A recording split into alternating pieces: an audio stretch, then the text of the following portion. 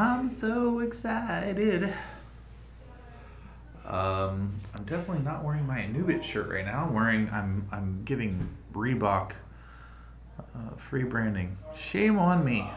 It's in the other room. I should have gone and changed shirts. That's all right though. Hold on a second. We've got a couple guests here this morning. I'm going to quiet them down. Actually, it's afternoon already. Hey guys, do you think you can close that door? Thanks, Frank. Little late. It is 1:30. Just getting the stream started. I was planning on going at 1, but it's been meetings all morning. All good things. A lot of marketing stuff. It's I can tell you we've got some really fun stuff that we're going to be doing. We're going to be doing some hide and go seek stuff with a big prize pool. We're doing some fun stuff. I know we're in the talks to get our own hey Matt, our own wine label and our own beer. So there's some really cool stuff coming down the pipe. I don't want to go into too much detail on that. I'll say it early in the stream, and that way nobody caught it, so that works out perfect until things finally get settled. All I can tell you is there's so much happening on the back end to get this going that it's, I would take up 2 hours just talking about some of the cool things coming down the pipe. So yeah, we're excited. A lot of fun things. We're getting really creative, trying to do things in a way that even if they've been done before, they haven't been known. We have a big meeting tomorrow that I'm hoping goes well. Whether it does or doesn't isn't going to matter too much because we're not putting all of our eggs in any given basket. We're everything's big. We're going for everything. Just different to the best of our ability. Obviously, you can't do everything at once. Brief update on the button. I know everyone's asking in chat about where's the button. What's up, Red Ribble? Where's it at? I'm hoping. We've been testing. It's moving from alpha to beta, and then it'll go from beta to live. We've been doing tweaks and testing right now. It's pretty much, we could release it right now. It's really nice. It works out good. With that said, there's some things that I was like, we're changing the order of things. I'm like, because we do some stuff like in what they call a wizard. Not a magician casting, spells, but the wizard is basically a way to take people through a flow of events that is very intuitive. So fill this out, click next, and then choose this, click next. And it kind of gives people kind of like, okay, and it shows them their little progress bar. We're doing like wizard style as much as possible, things that make it intuitive and easy. And so I'm really happy with our account setup. The way that they choose how many Anubits they want to buy. You can choose either by the amount of money you want to spend or the amount of Anubits you want to buy. And when you change one of those fields, it auto updates the other, and then you click next, and then it gives you a confirmation screen, and then it takes you to the payment screen, and you get to choose your payment method, and then and the whole process is really quick. I think we're going to have an online, I won't call it an Easter egg hunt, but it's kind of like that as a fun giveaway. The buy now button is going to be really exciting. Not only is it going to make it easy, but we're going to do a lot of what we're going to pay to give away a lot of coin. We're going to pay it. It's someone has to pay it, and we're going to pay it. We're going to give away, discount codes, buy and get free coin codes. We're going to do a lot of promos. You're going to see a lot of traffic generated through. Some of it will be traffic that is just like organic, and some of it is brute force. We're going to be giving away a lot of money to drive people for adoption and familiarity, and get people to kind of sign up and get comfortable with the idea of becoming a holder. So it is going to encourage our holder count to go up. People that wouldn't normally get into crypto are going to be getting into crypto. We're going to get them into crypto.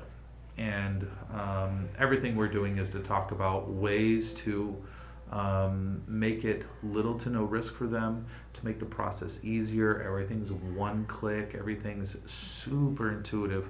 And if you're wondering, like, well, why isn't the buy now button right now? It's because it's not functionality that we're going for. We're going to be spending like 50, 60 grand a month just on marketing. So I don't want it to be clunky.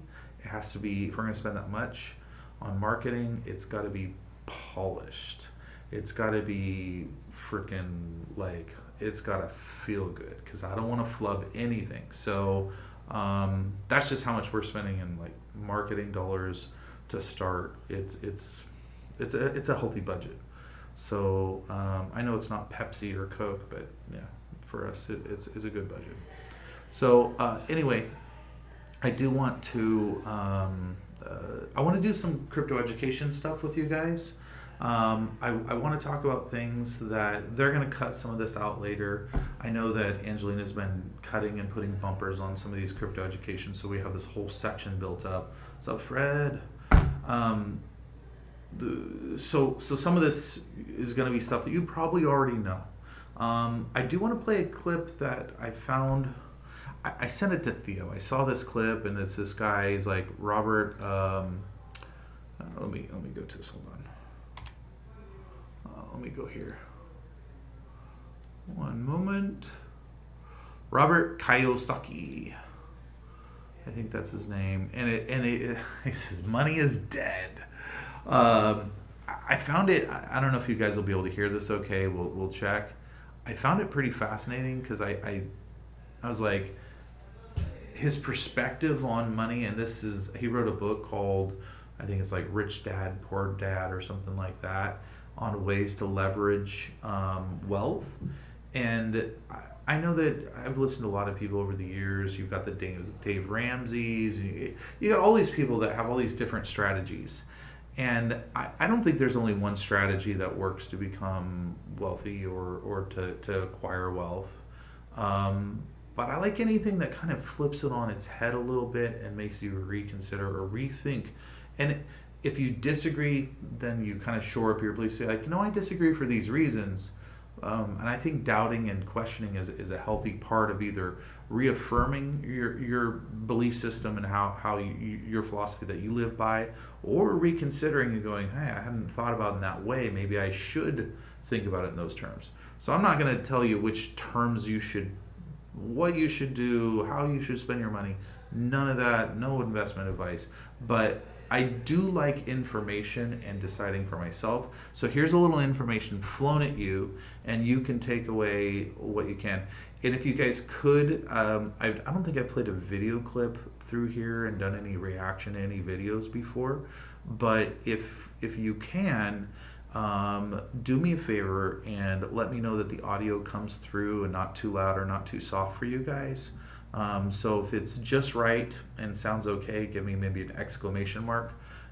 Otherwise, specify. You print money. You go to school, you get a job, you become an employee. You pay taxes because you're working for money. Then they tell you to save money. Do you know why they tell you to save money? Because the system of banking has nothing to do with communism or capitalism. It's the banks run the world. The rich run the world. They don't care if you're communist or capitalist. So let's say you save $1 US or €1 or 1 yen. The banking system can lend out 10. So the entire system is called the fractional reserve system. I know you guys have used that. Some of you already are familiar with fractional reserve banking. And I saw this great video. I was looking for it. I couldn't find it. It really broke down how the cycle works of how when money is lent to the bank, how much they can then re-lend out, and it ends up being about tenfold. So for every dollar that you give them, they can leverage that tenfold.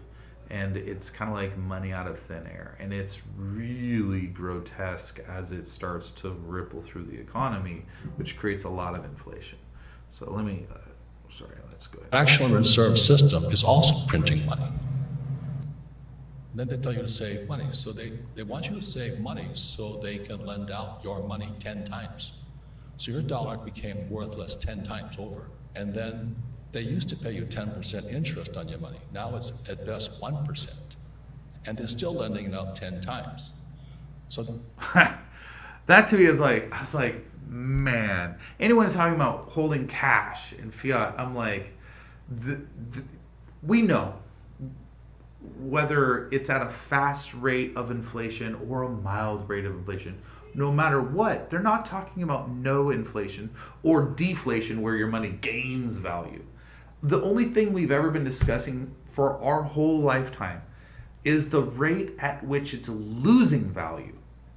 At no point are we talking about the money gaining, like U.S. dollars. Let's talk just U.S. dollars for those that aren't in the U.S.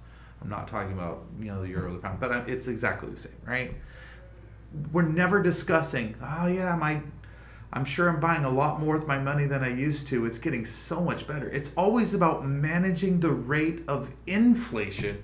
And inflation sounds like a good word because it's inflating, it's getting better. No, in this world, inflation is the opposite. I know monetary theory and stuff like that is not fun and exciting, but inflation's a major concern in everyone's life. Every time you go to the gas station or go to buy a car or go to buy food or pay rent or mortgage, whatever it is, inflation can affect the power that you have to spend your resource towards things you want or need.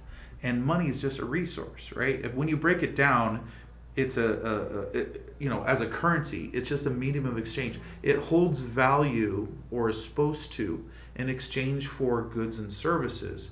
And as you're holding it, like if you get back to primitive days, like someone's got a bunch of, I've got a barrel of potatoes, and they have a bunch of wool from they do sheep, and I do a field of potatoes. I want some of those the wool, but that guy doesn't want barrels of potatoes. He actually wants carrots. If money's in between, then we don't need to do barter and trade directly. We can each trade with this common medium. And then as long as it has a guaranteed hold of value, everybody trades evenly, and I don't have to trade for something I don't want. I can do a swap with someone for the money and then swap that money for what I want. It's super convenient, right? Sounds great until they start just making more of it. The people that issue this medium of exchange are free to make more of it and give away to the crony people, or they send it overseas to other people. They create it out of thin air, or they borrow it from the people that make it out of thin air, right? Either way, it's generated out of thin air, and then they give it away on programs. You're like, wait, how are you devaluing my money to do things I don't believe in or that don't go to support me?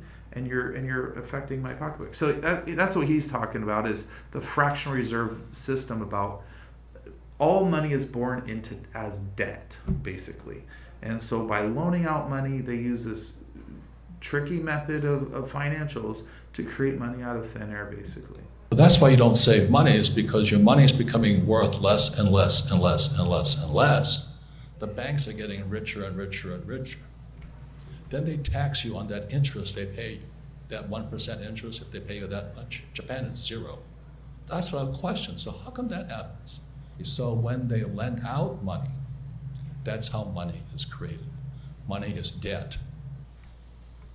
So I found that, I was like, ooh, dang.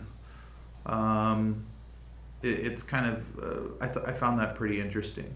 I thought it was worth a little bit of discussion. Let me put that up to a higher resolution. That's one thing I want to go over. I did promise that I'd go over some feedback on the concept of slippage. In order to understand slippage, you have to understand liquidity pools and how an automated market maker works. I know you've heard me say this. This video is 10 minutes long. It's not too long. I promise it won't be too boring. This series is pretty good. It's called the people that put is Crypto Whiteboard. I like whiteboard style videos. I'll briefly pause. I'm going to give you guys some feedback on this.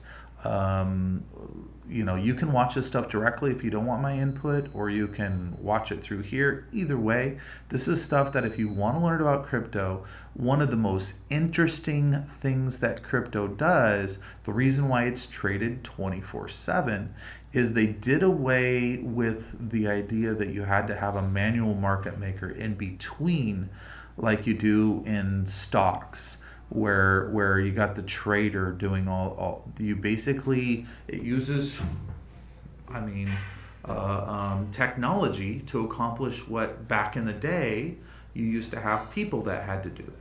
And so with an order book style where I got these people selling and I got these people buying and I got to combine all these, and you got a person running the middle, it automated the process. It's a way more efficient way. If you think about it, the way that stocks have been handled with the stock exchanges, yeah, they've included some technology, but by and large, at its fundamental core, it hasn't changed in over 100 years. They're still doing the same thing. Here we have planes flying through the air. We got electric cars. We got nuclear power, submarines. The list of you got the internet. You got all the list of inventions in the last 100 years is staggering. Stock market's still working the same way. So yeah, that shit's the reason why my mom always told me, follow the money, right? Oh, you're looking at what someone really stands for, follow the money. And with the stock market, there's a lot of people that make a lot of money being that middleman. And so crypto revolutionizing the way that trading happened it's a huge threat. So anybody that's a huge stock guy, and that whole machine that works as an undercurrent bashing crypto makes a lot of sense. It's a threat to the way that they do business, and the establishment makes money. They like being in the middle of transactions. They don't want some computer replacing them. That's like crypto, as far as transferring wealth and good, as a vehicle, is just as threatening to them. It's crypto is the version like the self-checkout at McDonald's, right? Replacing an employee, but it does it with their job, so it's a huge threat. So you think they're not going to attack it? They have the means and the voice to do it, whereas the McDonald's employee is just.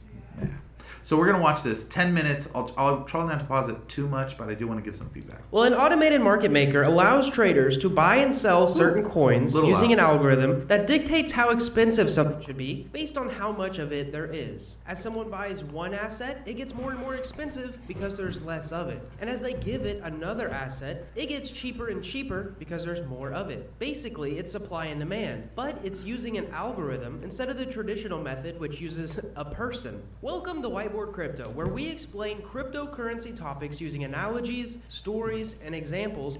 If you guys have spare time, there are so many more videos. There's a couple of these like crypto demystified type stuff or whiteboard crypto that are phenomenal. So if you don't like one, you can play another. Some of their older stuff is a little rough. They got super polished over the years. And for crypto education, I'm going to tell you, when I first started deep diving into crypto, I like starting with stuff like this. I found 99% of it to be factual, which is really high marks, because usually when I watch shit online, I'm like, you're full of shit. They laid it out pretty damn good. I'm like, that's very little opinions, mostly fact, and I like that a lot. Would be cool to have something where people could borrow dollars using our own Anubit without having to sell it. The Anubit would act as collateral, so if holders need cash, they could get it without losing their Anubit. Matt, we're looking into that. It's a dangerous turf right now. It's what's melting down probably most in crypto. We are looking at it. We're trying to see why it's failing, where it's failing, how it can be improved. Also, the cost to buy in to do something like that properly, including all the, because we operate out of the U.S., it's way harder than if we were in the Cayman Islands or some, a foreign entity. So the standards are really tight for stuff like that. But don't think we're not looking. We absolutely are. However, the big boys are coming in, and I don't know what they're going to do to the space, but we're going to pay a lot of attention. And if we can be on the forefront of something, I'm down, but I want to bite off more than we can chew, and I certainly don't want to melt down like some of the other ones because we were stupid like they were. So, all right. So that you can actually understand them. And in this video, we're going to cover what an automated market maker is and exactly how it works. Let's dig in. Let's say that you're a potato Game farmer. changer. You're sick and tired of going to work and seeing potatoes everywhere. Then coming home to eat only more potatoes. Even though you can cook some potatoes in very interesting ways, you do not want any more potatoes. But here's the real kicker though. You live in a village of potato farmers, so you can't really trade your potatoes for anything else. It would be nice to trade my potatoes for something else like apples, you think. Well, along comes a trader who has access to a boat, and he says, I found a village over east who grows apples, and they are sick of them. I am here to see if you would like to invest in a trade. Well, now that your wish has come true, and you don't want the chance to disappear, you tell the trader yes. He says, the apple farmers have put up 50,000 apples to add to my apple This is the potato beauty of it. exchange We're going to break it business. down. If you can give me 50,000 potatoes, we can get started. So your village has a meeting, and they decide to join the trader in exchanging apples and potatoes. Guys, what he broke down right there, at its simplest form, is what they call a pair. Now, if you see cryptos, almost all the time, you'll see one crypto paired with another crypto. You put them both in a bucket, right? And at its core, that's the heart of all these different things. It's one crypto for another crypto, and you trade them in a pair. And it's once you pair them up, the math on the automated market is stupid simple. It's really easy. It's how price is determined. Potatoes. The trader goes, here's the thing though. I have a magical genie with me that will store all 50,000 apples and all 50,000 potatoes in his magical lamp to keep safe. That way they don't Kind of like a liquidity pool. Ha ha! Ho! don't go bad. But he wants to keep a perfect ratio of the value of both of these. The trader goes on, since together we put in 50,000 apples and 50,000 potatoes, he wants both of these numbers to always multiply to equal 2.5 billion, which is equal to 50,000 times 50,000. This way, if one year there are less apples, the apples will cost more to buy. Now, if you're currently confused at what the magical genie has mentioned, it is actually the formula for a type of automated market maker called a constant product automated market maker. It uses the inverse formula, x times y equals k. Well, x and y are the quantities or the amounts of the things that you have, where k is a constant that always stays the same and it does not change. In this case, k is 2.5 billion. Let's keep going on with an example so that maybe you can understand it just a bit better. The trader says, right now there is a perfect 50-50 ratio of potatoes to apples, but that is because I have priced them each at $1. When you guys start trading, one of these may become more valuable, and thus it should be priced at more than $1. Let me go through an So that K kind of, when you first create a liquidity pool like we do with the token, we know our K value kind of when we know our value of we know at that very moment what the price is of BNB based on the other pairs. So there's other market factors that are determining BNB price. So we import the BNB price, and we know the quantity of BNB that we're going to throw in, and that tells us a value of the price of BNB times the quantity of BNB equals X. All we need to know then is, well, how many Anubits are we going to pair it with? And once we throw that in, we know that however many we throw in the liquidity pool paired with it will always balance to equal whatever the number of BNB times the price of BNB equals that, and whatever the Anubits have will always equal that. It's always got to be even 50-50. The automated market maker, all it does is balance the equation. That's it.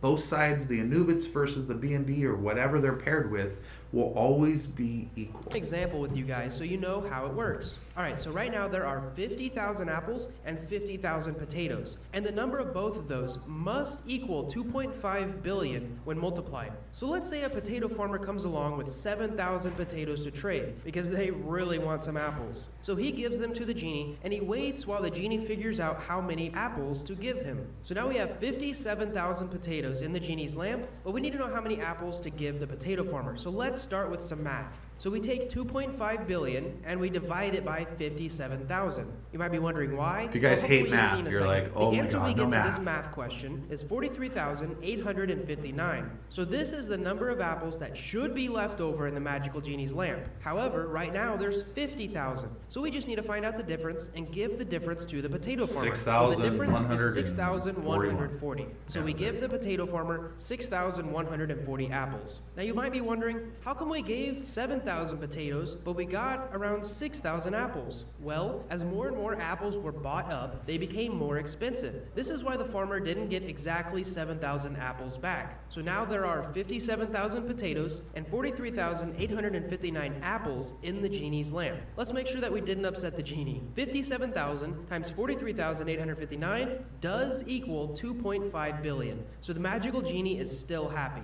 I hope that this is starting to make sense. And if you've gotten this far into my explanation of how an automated market maker happens, without This even many using any of technical words, at this I price think we deserve a has to big equal thumbs this many up. of this But price. before we continue with another example, let's run over a quick example of finding out how much each asset costs in dollars. So assume that there was $50,000 worth of apples in the beginning, since the magical genie said he priced them at $1 and there was 50,000 of them. So we just need to keep $50,000 as a constant when we're calculating their value. This is how much each asset should equal. So potatoes would be $50,000 over 57,000 because that's how many potatoes we have, which brings their price to 87.7 pennies for each potato. The more you might be have, wondering, why did they the drop less from $1? valuable it Well, is. it's because someone brought a lot more of them to the genie. It's basic supply and demand. For example, if you could grow gold on trees in your backyard, gold would suddenly be a lot cheaper because there's a lot more of it. The more Anyone there can get is it. in the genie's No lamp, scarcity. the less they will cost. So from now on, instead of saying genie's lamp, I'm going to call it what it really is, a liquidity pool. So now let's calculate the price of the apples. This calculation would be $50,000 over 43,859. This means the apples are worth $1.14. They rose in price because there's less of them in the liquidity pool. So since this potato trader gave a bunch of potatoes to the... For those of you that don't know supply and demand, and no shame in not knowing because you're either taught it or not. Most of us are taught it at some level of K-12 schooling, and maybe you slept through the class. The concept, super simple. The more there is of something, the more abundant something is, the less valuable it is. And that same proves true for money itself, right? That's inflation. So you're inflating the quantity of it in the in circulation, therefore it loses value. If if potatoes were everywhere and you're just tripping over them, how much money would you pay for a potato? You're like, no, I have to go to the store and I gotta buy them. I can't just step over them on the way to the store, right? So the abundance of something can dictate the price. And on the converse of that, supply and demand, right? We're just talking about the supply part of the equation. If something has demand and is in a really low supply, like cars right now, right? There's not a lot of new cars because of the chip shortage or whatever bullshit they're selling, right? So there's less new cars in the market, and you've seen the price go up because the demand stayed the same. There's still the same amount of people wanting to buy, but there's less of them. So the price is going to go up because people are willing to pay more because of the scarcity. So it uses the most basic of economic principles and applies a simple balanced math equation of quantity times price is equal to quantity times price, and the pair, those are going to equal each other. As the quantity changes, it affects the price, and it's just wonderfully simplistic once you break it down. The liquidity pool and took out a bunch of apples, the price of apples went up and the price of potatoes went down, basically due to supply and demand, which is shown in the formula x times y equals k. Now, I personally learned from examples, and this concept took me a week of studying to fully understand. So let's go over another example. Let's say a potato farmer brings up another 10,000 potatoes. So now there are 67,000 potatoes in the pool. We need to know how many apples to give that potato farmer. So we use our constant of 2.5 billion divided by 67,000 and we get 37,313. This means that there should be 37,313 apples in the pool. But right now we have 43,859. So we just calculate the difference and give it to the potato farmer, which is 6,546. This time the potato farmer paid even more for his apples since he kept buying them up. The liquidity pool charges more and more for them. That way it never runs out of stock. The price will exponentially keep going up as he buys more. So now there are 67. There's your price increase. As the amount of apples, or let's say Anubits, diminishes in the pool relative to the price and quantity of B&B, the price is driven up. So when you understand the simple math, you're able to control the price really easily. So it's a very simple equation to monitor, maintain, and it does the price, and the price of B&B does change. So it's the quantity of B&B times the price of B&B. And if the price is changing, that affects that side of the equation. The Anubit will have to adjust accordingly. Same way as if the price of B&B starts crashing, times the quantity of B&B in the pool, the Anubit price has to go down proportionally on its side to equal out.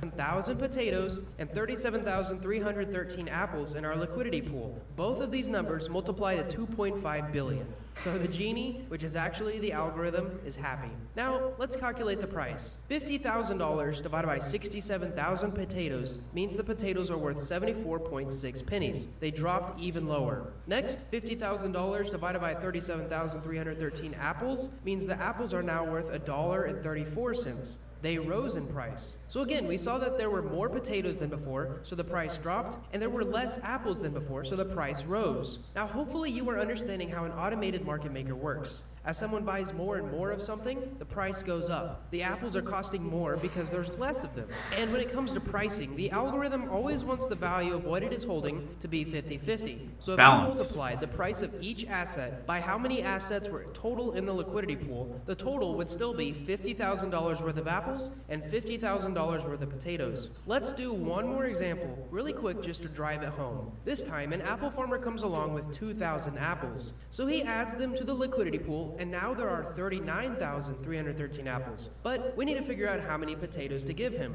If you want to, you can pause this video and try to come up with a number on your own. Just for fun, leave a comment of what you come up with in the comment section below. So finishing the math, feel free to not do that. divided by 39,313 gives us 63,592, which is how many potatoes there should be in the pool. Well, right now there's still 67,000 potatoes, and the pool only wants 63,592. So we take the difference and we give it to the apple farmer, which is 3,408 potatoes. So in essence, the farmer gave 2,000 apples and got 3,408 potatoes because at the time his apples were very valuable. Now we went over those examples really quick, and feel free to go back to the beginning of this video and watch it again. And if you're still kind of confused, I highly recommend watching our video on liquidity pools and how they work. But one thing I want you to know is that a real liquidity pool can sometimes have up to millions of dollars worth of assets in it. And you should know the more money that is in a liquidity pool, the stabler the price is. If there were 500,000 apples and 500,000 potatoes, and you still only wanted to trade around 2,000 apples, the price difference wouldn't change as much as we saw in our example, because the amount of apples you were trading in proportion to the amount of apples in the pool was a very small amount. Now also, you should know that liquidity pools reward investors, and the investors are the people who put up the money into the liquidity pool in the first place. They give those investors a small fraction of each trade that happens on their platform. Now, even if this is less than 1% of each trade, if someone is trading multiple times a day, those numbers really add up, and it can be profitable for the investor. We do 1%. Another thing to know about liquidity pools is that they can get really complicated really fast. Because what if another trader came along and wanted to add another 50,000 apples and 50,000 potatoes from the villages that he found? How do we make sure that the investors can take out their original investment as the price is changing? What about if we find a pineapple farmer and we want to add him to more pears? Well, there are answers to these questions, but they're for a different video, as this one has came to a... So, automated market maker, simply looks at balancing the equation of the two things paired. And at its simplest form, it's x times y actually ends up equaling x times y of the other pair. So quantity times price equals quantity times price. Those things will always be balanced to the same number. And for determining Anubit's price, the math is super simple. It's the B&B price times the B&B quantity in the pool at that moment, and it's always at that moment, divided by the quantity of Anubits equals the Anubit price. So very simple math, guys. Slippage. I wanted to find a good video on slippage. I wanted to discuss it because a lot of people I've seen, they don't understand slippage, and no fault of their own. It's kind of a. Let me see if I can. I typed in slippage. There's not a lot of good videos that I was seeing on.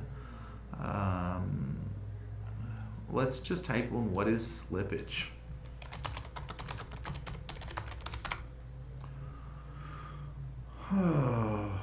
Here we go. Is that the one I want to go with? Crypto trading. What is slippage?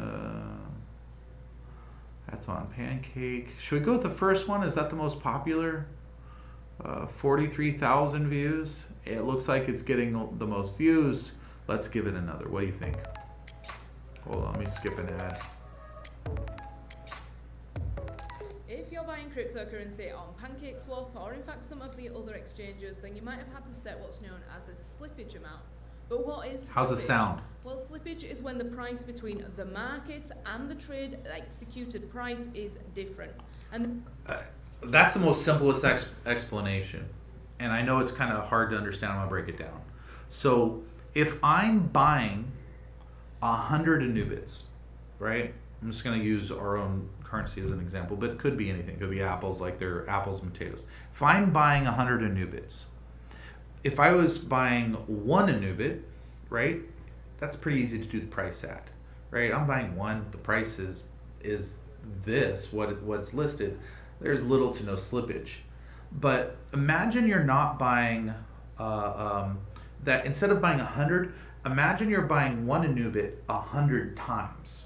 So we know that as you take, when you understand the automated market maker, as you take an asset out and swap another one in, you're actually, with the pair, what you're doing is you're taking one thing away, you're doing a swap, right? You're never just taking from it and just walking away. That's theft, right? You have to put something in to take something out. So you're taking away an Anubit and you're adding in some BNB. So you're changing the ratios and you're changing the price. So at the moment you begin the transaction, like if we do that example of one Anubit 100 times, right? The first time you do it, the ratio is different than on the 100th.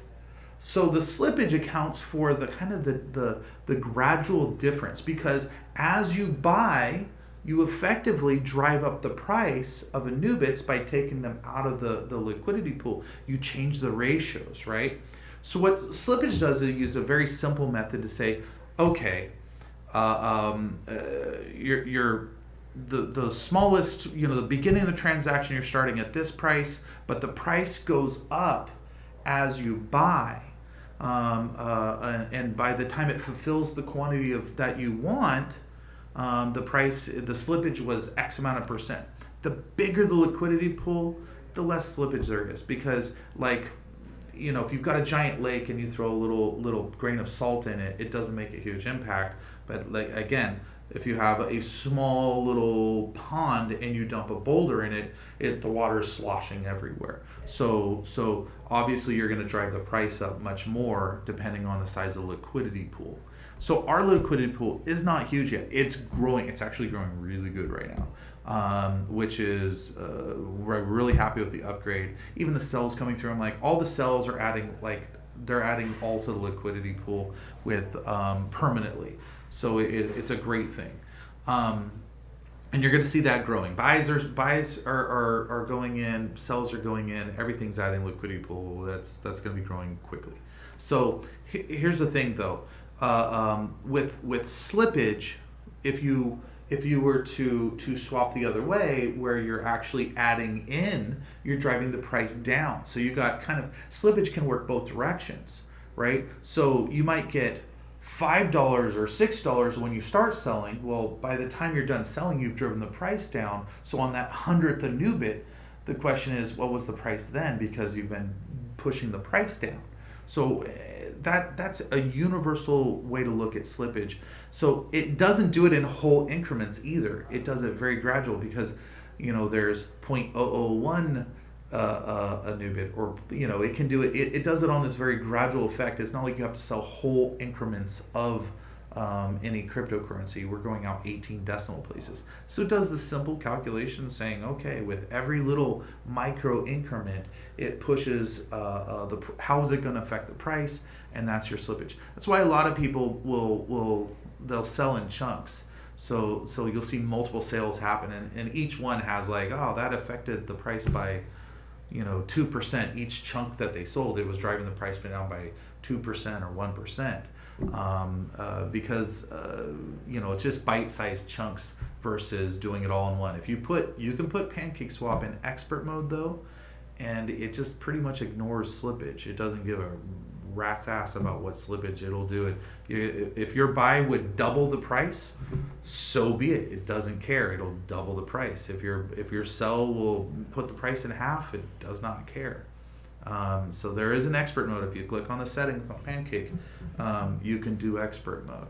So anyway, that's at its simplest how slippage works, in my opinion. Let's hear what they have to say. This can happen for two different reasons. It can either happen as a result of time. By the time you've loaded up the application, you've seen the price and then decided how much you're going to buy, that price has changed. Alternatively, it can happen as a result of order size. If, for example, you want to buy 20 apples and they only have 10 at 0.1, you'll have to slip to the next buyer, the next buyer, the next buyer, until your order is completely filled, slipping through the order book, and the price is getting. That's with order book style. Picture order book kind of like an auction site where you got two lists. That's the way stocks work, right? Like an order book. You have got the list of buyers and the quantities they want to sell at, and you got the people that want to buy, and here's the list that they're willing to pay, right?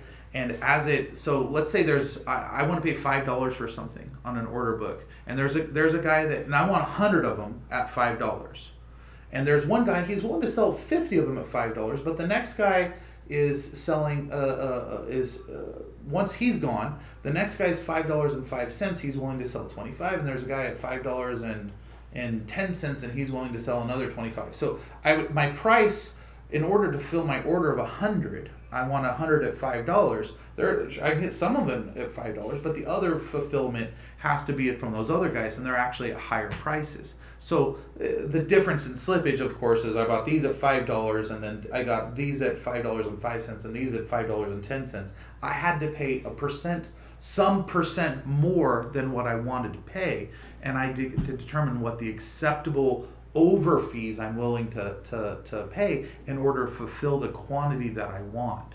That's more of an order book style, where people are listing, they're selling at these rates, I'm listing, I'm buying at these rates. Liquidity pools with crypto is a little different, because you're not typically buying and selling, at least if you're using PancakeSwap, you're using a liquidity pool, you're buying and selling out of a pool, not directly from another human being. But there are ways to buy directly from other people on certain exchanges. Higher every single time. With that in mind, let me give you a really rough basic example. Let's assume that I want to buy 10 apples, and one person has 10 apples and they're selling them at $1 each. Another person has another 10 apples and they're selling them at $2 each. And finally, a third person has 10 apples and they are selling them at $3 each. Now I see the $1 apple price, but by the time I have made the trade, by the time I've got to their stall, well, they've already sold 5. Somebody already bought them. So I buy the remaining 5 at $1 a piece, but I still need 5 more apples. It's trying to fulfill the order, purchase. so it's got to in that go case, I by go the to next highest next price cheapest ones. option, which of course is seller number 2. However, they've already sold 7 apples and have only got 3 left. So I buy the 3 apples from them at $2 a piece. Buy whatever you can at the $6 lowest price. It in starts total. with the lowest, and then to buy the remaining 2 apples I need to complete my order, I move over to the final seller, where I spend $6 on 2 apples. Now in conclusion, I went in thinking I was going to buy 10 apples for $1 because that was the cheapest price. But because of slippage, because of the availability in the market, I actually ended up buying 10 apples for a total of $17, which in this example would be a 70% slippage rate. Now most exchanges allow you to set the maximum percentage of slippage or price movement that you would be happy with, and if the percentage is higher than you're happy with, then the order will fail to execute, and that's sometimes why you might see some error messages. Depending on the currency you're trading, you could keep trying at that set slippage percent. I should note, I chose this video. I don't know if they don't know how slippage works in the liquidity pool, but it's a similar phenomenon. It's a little, they're giving a description when they're describing the slippage as it relates to an order book style. So even though they're showing an example of pancake swap, which does not work as an order book style, it works with an automated market maker in a liquidity pool. Maybe it's a little, again, some people, even though they know something, they might not know. It's different the way it calculates with an automated market maker in a liquidity pool, where you're not just buying off of an order book where here's a list of the people selling, here's a list of people buying. It's similar phenomenon, same concept, different calculation of how it processes. Or you could increase it slightly to find a price that you're comfortable with. However, if you set your slippage too high, then you may be doing what's known as front running and therefore paying more for your coins than you need to, which in some cases comes with 0 benefits other than simply executing the trade quickly. Ultimately, when it comes to slippage, you want to find a balance between getting your trade through quickly, especially when it's a hype coin increasing in price significantly, and not... And you guys have experienced that when we first launched, right? Those that had their, if multiple people are batching in requests for coin at the same time, who gets priority of their order, right? Very simple concept.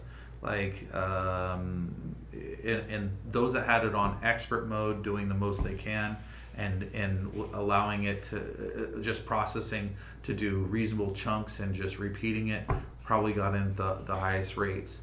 At coin launches, if you're not running in expert mode and you expect the price to go dramatically, you got to have it in expert mode in order to swap to it. There's no, you want every advantage to get in line, getting when you request something at a certain rate, locking in your order quickly. So. Not front running the trade, so you're paying more for your coins than you need to. Now, the majority of communities behind coins and tokens will be able to share the best slippage available for a particular coin on average. However, keep in mind that this will vary significantly between coins at different times of the day and depending on where the market is as a whole. Now personally, when I am making my trades, I always start with 0.5% and then go on to increase from there around 2% intervals. Sometimes I'll be expecting a 12%. So intervals, they're talking small orders and as you purchase, it drives up the price, and then you reevaluate, and okay, it's going to drive it up this chunk. But the order will get executed at 8%, and other times I'll end up going up to 14% before getting a trade. I've purchased at 50% and ended up with huge wins. It's situational. You want to evaluate whether it makes sense in a situation. If something is climbing super fast, you don't worry about it. Something, you want to be cautious about that. But there's some situations where, you know, if it's a release of something and it's going 50 times, you know, a 50 times is a 5,000% price increase, right? Or is it 500%? No, whatever. It's a huge price increase. Well, 100% would be, if you go 200% is one time, so it's 5,000%. You can't worry about, you know, like, oh, well, the price went up by 50%, my slippage. The price is going multiple hundreds of times. Each time it doubles, it's increasing by a relative 100%, plus 100%. So you can't worry about it in that situation. It's all relative. Executed. Of course, this only applies to market orders. Now, if you set a limit order, then slippage will not apply. However, just to make things a little bit more difficult, limit orders, simple, guys. You can set a limit order. You can say, okay, when Anubit hits 15, I want it to sell this many. And so you don't have to worry about it. It'll keep fulfilling that limit order when it hits a certain price, right? So that's a really simple thing to do. If you guys have like, hey, here's my cash out, you place a limit order, or here's where I want to buy at. Every time it dips, I want to do a limit order. Slippage doesn't just occur when you buy cryptocurrency, it'll also occur when you come to sell too. If you're unsure what slippage percentage you've currently got set, or you want to alter or set a slippage percentage on a particular exchange, the best thing I've found to do is simply Google the exchange, for example in this case Binance, and then type in the word slippage, so Binance slippage, and you'll get some solid results from there. I hope you found this video useful. It is a different type of video for me. Alright, let's go. There's kind of a brief description. So it's the price when you begin an order versus a price at what it would take to complete the order is, and the difference between those two prices and how they affect a liquidity pool with the automated market maker is the slippage difference. So simply broken down, guys, slippage is just the price change that will occur during buying and selling, and the amount that you either overpay or underpay as you drive the price down.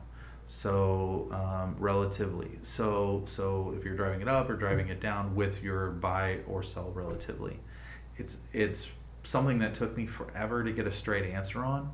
I heard so many different people come up with like, oh, slippage, and they didn't know what the fuck they were talking about. And I'm like, how does everyone have a different opinion on what slippage is? And people are like, oh, it's loss. I'm like, it's not really loss. It's not really gain. It's just a phenomenon that how you interact with the liquidity pool and whether you're putting one thing in, taking another thing out, affects the price, and depending on the size that you want to move in or out can have a bigger impact, right? So yeah, it's super simple. So I hope I broke it down good. I'm gonna pull in Angelina. She's in. Hey, is Angelina in house still? I'm gonna try to pull her in. We've been meetings, and they've been in a closed door. I was yelling at them earlier. Close the door. Angelina. Not here. And she's not here. So I'm gonna try to do this. So if it's the same question as yesterday, then I do apologize. Do me a favor, those that have lingered this long, give an exclamation in chat if you are present, and if so, there's no shuffle button. If it's the same question, I'll just click onto the next one or figure out a way to do it. I know Fred shared some amazing question answers. I'm gonna tell you right away if those are good enough. Ooh. What is a cryptocurrency tumbler? Oh, hey, you guys better get to typing. I'll give away 2. Where do you struggle? That is not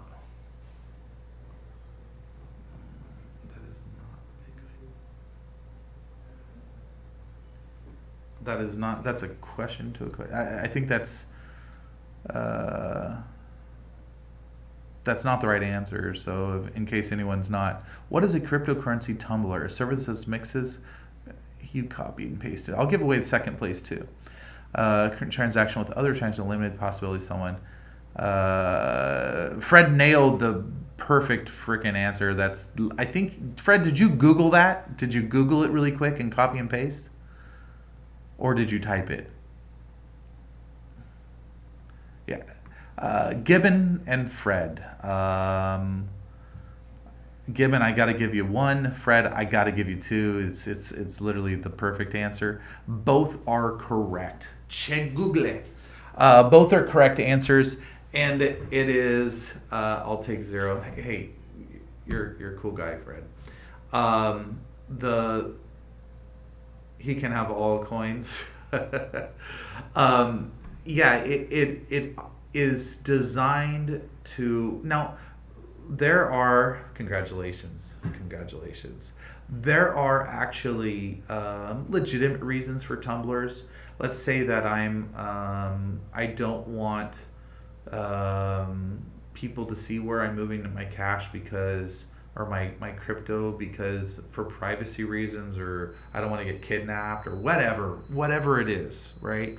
You could have legitimate reasons, but oftentimes it's for illegal purposes. So we know that foreign entities that have been sanctioned and criminals and people trading kids and stuff like that use these things. So there's people that have used them for good reasons and people that have used them for bad reasons. I think, whatever. The Department of Treasury took a major tumbler and like Tornado Cash or whatever it was, and they basically said nope. What in the hell was that? Did you guys see that on your screen? Am I imagining what just? Okay, I don't know. They slipped me some drugs or something because I saw like a wailing banshee go by the screen, but I'm obviously tripping. So anyway, I don't think they're necessarily a good thing or a bad thing. I think that how they're used, it was a little alien. You saw it too. Okay, good. I feel better. It depends on how they're used. Anyway, I will give away then, per Fred's request, Gibbon will get 3. And sorry if I started too quick for you guys. I know I still saw exclamations coming in. I guess I hope you've appreciated some of the info today, explanation on what is slippage, automated market maker, and kind of the liquidity pool. We covered a little bit of all of it, and hopefully I didn't interrupt your education. Okay, I see. That makes sense in outer space.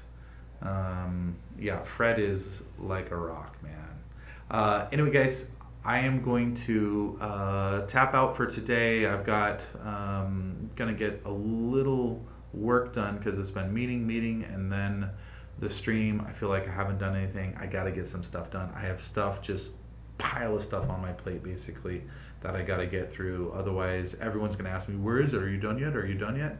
So thank you guys.